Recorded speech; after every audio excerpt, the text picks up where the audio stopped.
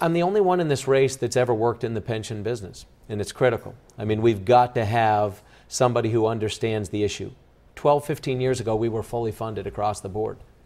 It's unfortunate that we have created this problem by failing to make required contributions and then misallocating monies and misappropriating them and putting them to other use to balance budgets. This has got to end. The first thing we need to do is freeze the existing plan.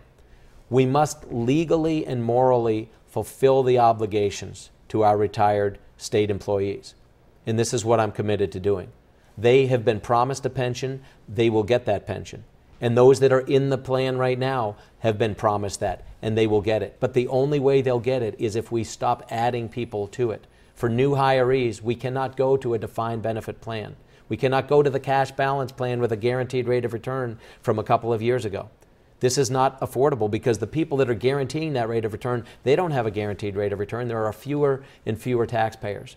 So we've got to move to a 401k type plan. We've got to move to a defined contribution plan for new hirees, starting as soon as my administration would take effect. That would also afford them the ability to transport that money. People aren't going to then be obligated to stay for their 20 or 25 or 30 years, as the case may be. They could work 14 years and decide, hey, I want to go into the private sector, and they could, just like those of us in the private sector, take their retirement with them in an IRA and a self-funded 401k. At that point, they could roll it over into their own plan. So we will give people more flexibility and affordability. We also need to audit every one of our retirement plans.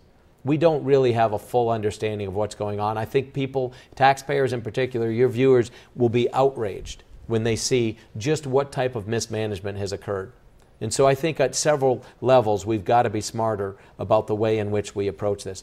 Every dollar that we save by doing this is one more dollar that takes us one more day, week, month down the road and ensures that we will meet the obligations that we've made to people.